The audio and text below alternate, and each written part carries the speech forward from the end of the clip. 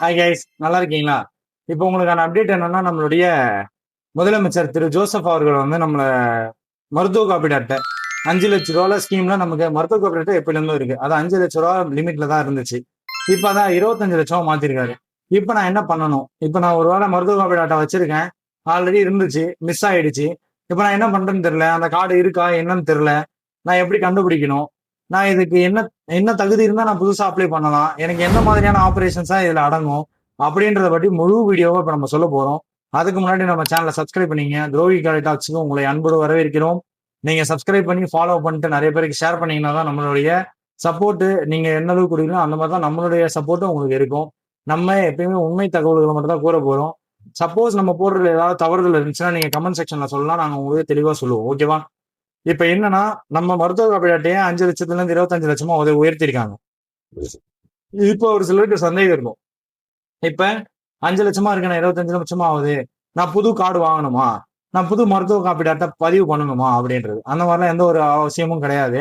அப்படி சப்போஸ் உங்களுக்கு டவுட் இருக்குன்னா நியர்பை இருக்க இ சேவை சென்டரோ இல்லைன்னா சிஎஸ்சி சென்டரோ அப்படியும் இல்லைன்னா நான் டிஸ்கிரிப்ஷன்ல ஒரு நம்பர் கொடுக்குறேன். அந்த நம்பருக்கு ஒரு வாட்ஸ்அப்ல உங்களுடைய ரேஷன் கார்டோ இல்லைன்னா பழைய அந்த மருத்துவ காப்பீடு அட்டை ஆரஞ்சு கலர்ல இருக்கும். நான் அந்த கார்டை கூட இங்க மென்ஷன் பண்ண பாக்குறேன். இந்த கார்டோட டிசைன் மாடல் வந்து நான் போடுறேன். அந்த கார்டை நீங்க அந்த கார்டு எடுத்துட்டு போய் இ சேவை சென்டர் இல்லை வாட்ஸ்அப்ல ஒரு நம்பர் கொடுக்குறேன். அந்த நம்பர் கான்டாக்ட் பண்ணி இல்லை அந்த நம்பருக்கு வாட்ஸ்அப்ல மெசேஜ் பண்ணீங்கன்னா அவங்க உங்களுக்கு வெரிஃபை பண்ணி அது ஆக்டிவ்ல இருக்கா இல்லையான்னு சொல்லுவாங்க.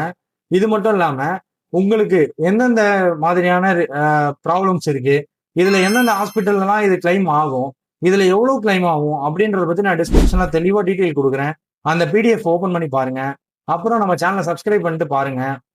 ரெண்டாவது விஷயம், இந்த புது ஸ்கீம், புதுசா மருத்துவ காப்பீடு அட்டை பதிவு பண்ணணும், எனக்கு இப்பதான் புது ரேஷன் கார்டு இருக்கு, நான் புதுசா மருத்துவ காப்பீடு அட்டை பதிவு பண்ணணும், நான் என்ன பண்ணணும் அப்படின்னு கேட்டீங்கன்னா, நீங்க ஆன்லைன் மற்றும் ஆஃப்லைன் 2 விதமா பண்ணலாம். ஆஃப்லைன்ல பண்றீங்க அப்படின்னா விஓ கிட்ட சர்டிபிகேட் வாங்கிட்டு உங்களுடைய ஆதார் கார்டு, வீட்டில் இருக்க எல்லாரோட ration card, passport size photo இதெல்லாம் எடுத்துட்டு போய் நீங்க அப்ளை பண்ணணும். உங்களுக்கு சிஎம்சிஹெச்எஸ்னு ஒரு ஆஃபீஸ் இருக்கும், அவங்க அந்தந்த ஏரியால கலெக்டர் ஹவுஸ்க்கு பேக் சைட்ல இருக்கும், அங்க போய் பண்ணிக்கிங்க. அப்படி உங்களுக்கு தெரியல, எனக்கு அவ்வளவு தூரம் போகிறதுக்கு டைம் இல்லை, ஏன்னா போனீங்கன்னா காலைல ஒரு 7:30 8 o'clock அது ஓப்பன் பண்ணிடுவாங்க. அப்போ போனீங்கன்னா மதியம் ஒரு ஆஃப்டர்நூன் 2 o'clock ஆகிடும். இது மாதிரி நான் எனக்கு டைம் இல்லைங்க, எனக்கு வெளியே கொடுத்து நான் பண்ணிக்கிறேன் அப்படின்னீங்கன்னா நான் டிஸ்கிரிப்ஷன் கொடுத்துருக்க நம்பருக்கு நீங்க வாட்ஸ்அப்ல அவங்க என்ன டாக்குமெண்ட் கேட்குறாங்களோ அந்த டாக்குமெண்ட் அனுப்புங்க. ஆன்லைன்ல அவங்க பண்ணிட்டு அவங்க கார்டையும் உங்களுக்கு வீட்டுக்கு கொரியர் பண்ணிடுவாங்க. சப்போஸ் உங்களால பண்ண முடியல, நீங்க உங்களுக்கு என்ன டாக்குமெண்ட் தேவை தெரியல, அந்த டாக்குமெண்ட் எப்படி ரெடி பண்ணணும் அதையும் அவங்களே ப்ரிப்பேர் பண்ணிப்பாங்க.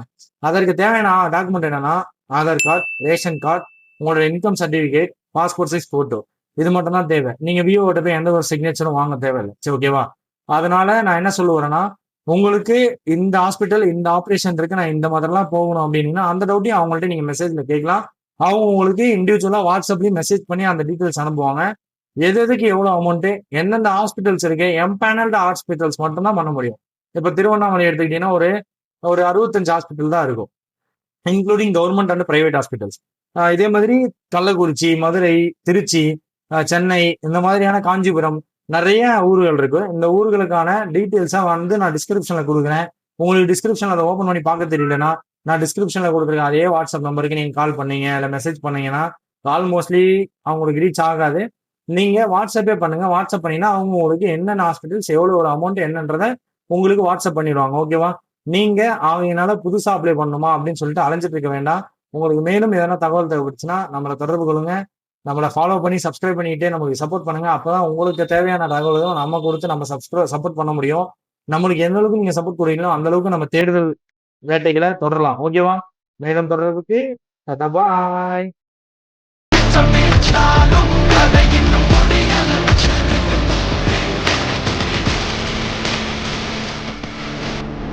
ஆனா பயிலுகடா